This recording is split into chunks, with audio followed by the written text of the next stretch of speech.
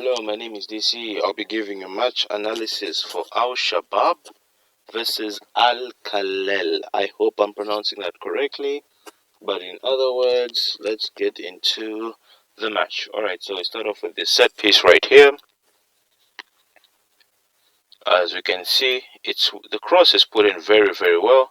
But let's notice one thing, it was a high line, everyone went back. Another problem I've noticed is that people do not really mark, they just run towards the goal because he is unmarked and he's in the box and no one has picked up on him. Yet there is a cluster of players that are defending. Yes, they are somewhat defending and they have not noticed there's a man unmarked. Look at that. No one even dares. Okay, he does something by going to his line, but now this plays everyone on side. So look at that. He's alone, unmarked, and he's able to get a shot on. Where was the defense there? Where was the defense? Very, very shocking if you do ask me. Because look at that high line, and then no one looks to mark. It's just free for all, and that's a good finish. Sad the keeper couldn't catch that. This was a cheeky, cheeky cross, but I do feel this penalty was very harsh. Look at that. But this was a very harsh penalty because he's jumping. His arms are definitely going to move up, but yeah, that's a harsh penalty. They don't even spend that much time looking. They don't spend that much time showing the replay. That's what they should have said. They don't spend that much time showing the replay. He misses the pen. He definitely should have scored. Yeah, he definitely should have scored that. But this, okay, it's surprising that no one picks up on his curved run, especially considering the fact that you cannot be offside from a throw-in. Alright, so yes, the ball is crossed in, or it's thrown in. And what I like is that he bullies his defender, and then now this is a calm, cool, collected finish. Slots it into the back of the net. That's the composure he was missing when he took that penalty. Because this curved run, oh, he didn't really bully. He was first in front, but I like his movement. But that's a lovely finish. That's a lovely, lovely finish. Then here, cross, almost scored an own goal. He almost scored an own goal. I could say the reason why he didn't score an own goal is mainly because of luck. Because, oof, keeper was beat. Alright, cross in the box. And as we can see, even before he jumps, he is alone. He is alone. In football, you're way too far from your opponent. Because he's here, the defender is here, he jumps with him, but he can't really do anything because the space is just too much. It's just too much for him to. You're not close enough. And then he heads it back in the goal very, very well.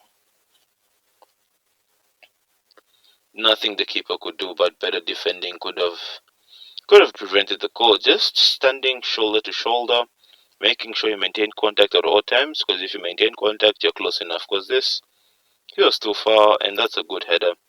This is a cross, and then okay, this is what I mean.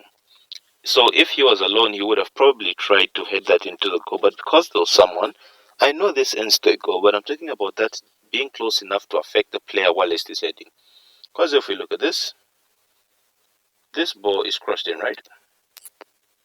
It's crossed in. If he was like alone, he would have probably attempted to hit it in. But because there's someone there, he at least does the minimum of maintaining contact with the attacker as he jumps. That put him off.